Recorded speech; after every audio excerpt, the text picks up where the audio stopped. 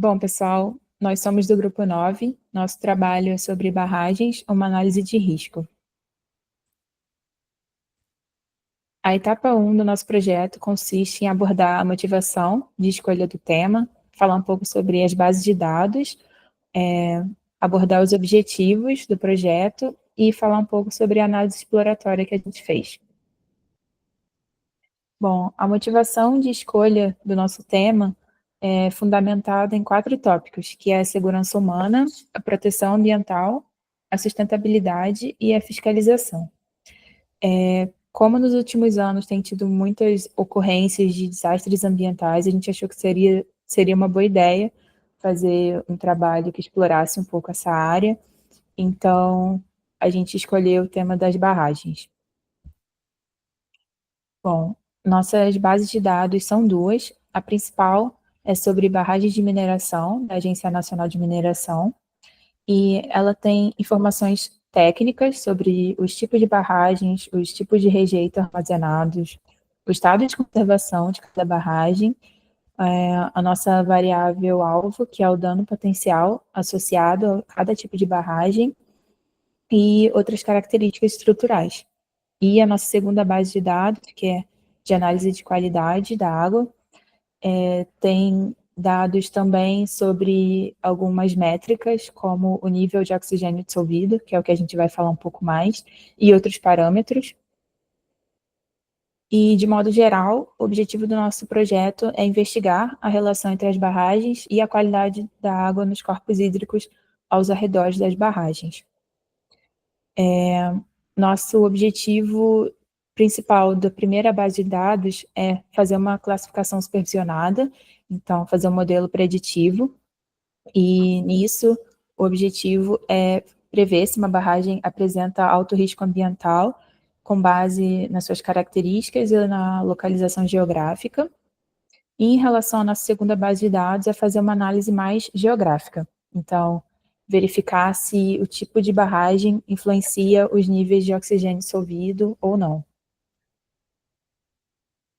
Em relação a um overview sobre a nossa primeira base de dados, a gente tem uma visualização sobre a distribuição da quantidade de barragens por estados. Então, a gente consegue observar que em Minas Gerais, onde tem a maior concentração de barragens, isso se deve justamente por conta do polo de mineração, né, por ser o maior do Brasil. Em segundo lugar, a gente tem Mato Grosso, que também lidera esse pódio por ser um lugar com muitas barragens de irrigação por conta do agronegócio. E em terceiro, o Pará, porque tem as hidrelétricas. Em seguida, a gente fez esse gráfico para conseguir visualizar a distribuição de barragens por estado associada à categoria de risco. Então, a gente vê que Minas, por ser o estado com maior quantidade de barragens, ele também é o estado com maior quantidade de categorias associadas. Então, tem bastante barragens de médio risco em todos os estados, é a mais predominante, e também tem uma quantidade significativa de alto risco em relação aos demais, né? Sobre os tipos de barragens, a gente fez 2 divisões, uma de hidrelétricas e outra de barragens de mineração. Em relação ao primeiro tipo, a gente consegue observar que o fator de alto e médio risco, ele é principalmente devido a problemas estruturais, e enquanto nas de mineração,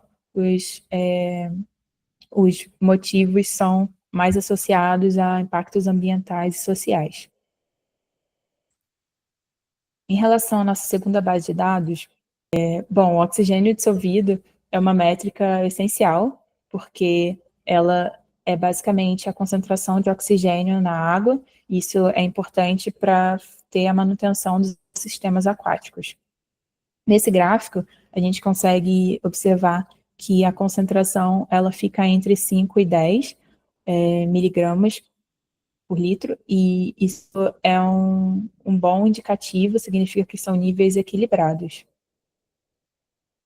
Em relação a essa visualização, esse é um mapa da qualidade da água distribuído pelo Brasil, Então, se mantém naquele mesmo padrão de estar entre 5 e 10, e a gente consegue ver também que não tem níveis supersaturados, que seria essa coloração mais do laranja para o avermelhado.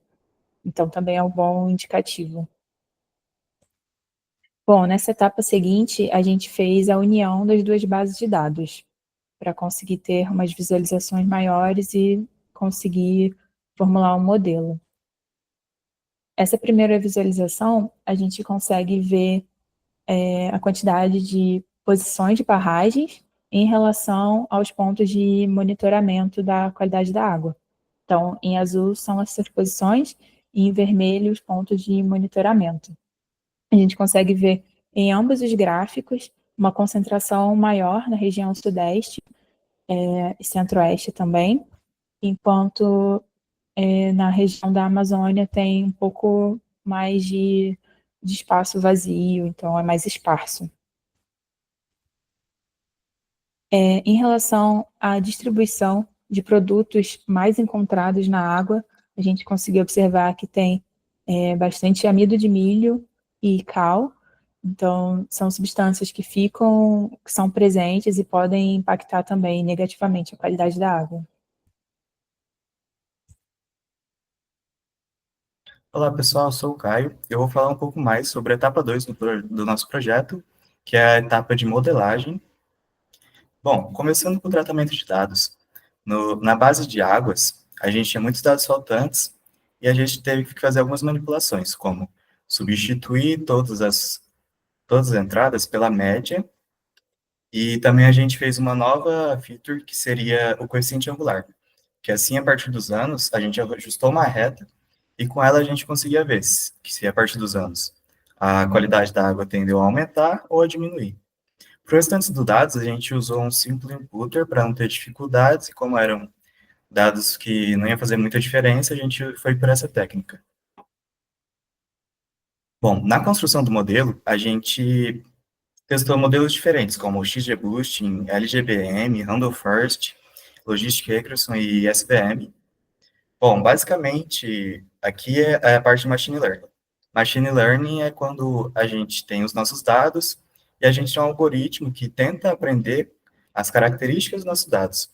E por trás disso tem muita matemática e estatística envolvida. Não é tão simples assim. Eu não vou entrar muito a fundo porque não é o tópico desse vídeo. Bom, o modelo que teve o melhor resultado foi o LGBM Classifier, e a gente utilizou ele. A gente também fez um tuning dele para melhorar os hiperparâmetros, mas não teve uma melhora significativa, foi cerca de 1% de melhora. Com ele, voltando aqui, eu esqueci de falar, mas a variável-alvo nossa foi o DPA, que foi o dano potencial associado. Esse modelo ele conseguiu generalizar bem os nossos dados e prever o dano potencial associado a cada barragem muito bem. Não teve um overfit nem nada. A gente considera que ele foi um modelo muito bom. Na parte de clusterização, que já é uma etapa diferente da classificação com a GBM, a gente utilizou o método do cotovelo para achar o tamanho do cluster. Bom, basicamente o método do cotovelo, ele é uma representação gráfica que usa a soma do erro intra-cluster junto com cada K. Daí a gente pega o número de K que está aqui no cotovelo. E no nosso caso foi o 4. Aqui é só uma representação com o PCA e os clusters formados. Aqui a gente vê um cluster, aqui outro, e aqui um azulzinho também, que significa outro cluster.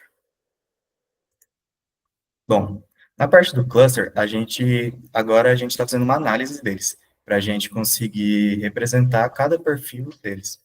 Aqui a gente está vendo a quantidade de barragens por cluster, a distribuição do dano potencial associado, e aqui é o método da construção da barragem.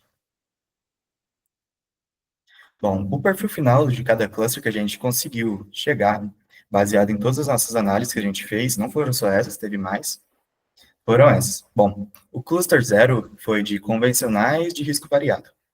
Ele foi o maior grupo, com barragens de médio a grande porte, em cerca de 26 metros.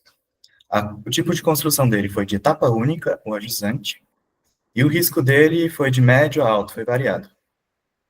e eles tiveram pouca atividade química. Bom, o cluster 1 foram barragens pequenas e simples, com baixo risco.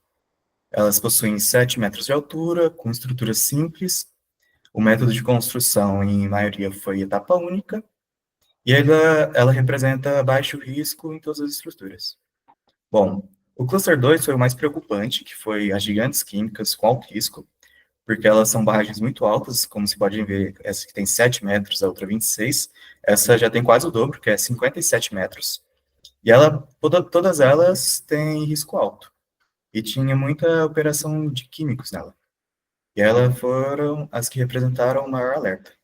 No cluster 3, foi o mais interessante que a gente achou também, que ele era pequeno em operações de flotação. Bom, as barragens são cerca de 6 metros e tem muito uso de produtos químicos para flotação, que é utilizado na mineração. Elas foram classificadas como baixo risco pelo porte e volume. Bom, a gente também fez um mapa interativo para conseguir visualizar os clusters no mapa do Brasil, onde está representado geograficamente a sua localização. Bom, cada cor dessas é um cluster diferente. A gente pode ver que eles estão distribuídos em todo o Brasil. A gente aqui também consegue filtrar por clusters. Por exemplo, esse aqui é o cluster 0, que foi o mais diversificado, com barragens de baixo, alto risco. A gente também consegue ver o nome deles e o cluster. Bom, aqui o cluster 1 também, diversificado pelo Brasil, espalhado por ele. O cluster 2, que foi o principal risco, a gente pode ver que ele está concentrado em sua maioria em Minas Gerais, com 8 barragens, e fora de Minas também a gente tem 8 barragens. Então, Minas Gerais possui metade da barragem do cluster 2. Como a barragem de Turmalina, barragem Moita, barragem de Pontal. A maioria dessas barragens são de rejeitos. Bom, e a barragem de cluster 3, que eram de flotação. Bom, para quem não sabe, flotação é quando é o processo que a gente usa para separar materiais, seja por densidade ou mesmo na mineração, a gente usa flotação por espumante, que a gente utiliza reagentes químicos na água junto com bolhas de ar para fazer essa separação do mineral.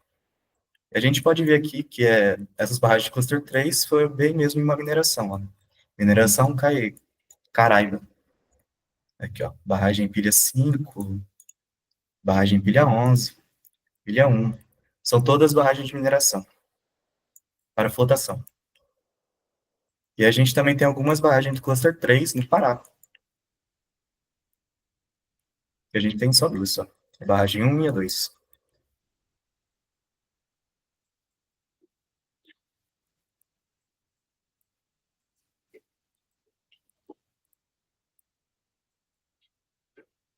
Bom, e o nosso mapa interativo foi isso. A gente agora vai seguir para a conclusão. Bom, de conclusão, a gente chegou que o nosso modelo que a gente usou, foi o LGBM, ele se saiu muito bem, com métricas balanceadas e conseguiu fazer bem o seu papel, que foi achar o DPA associado pela barragem. Na parte de cluster, a gente achou essa parte mais interessante do nosso projeto, onde a gente achou o cluster 2, que foram as barragens de alto risco, uma menção também para o cluster 3, que foi o mais interessante, assim.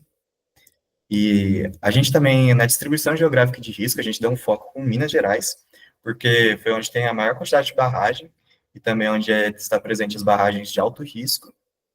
E a gente também teve algumas limitações nesse projeto, por exemplo, o conjunto da águas que a gente usou, onde tinha o oxigênio dissolvido, porque a gente queria aprofundar um pouco mais nessa parte de se a barragem teve impacto negativo ou positivo no rio. Porém, a gente julgou que esse conjunto de dados talvez não foi tão adequado para essa função. Então, se a gente quisesse aprofundar um pouco mais, a gente tinha que utilizar outro conjunto. Bom, nosso trabalho foi isso. Se vocês assistiram até aqui, muito obrigado. Eu peço também que respondam, que escaneiem o QR Code para responder uma simples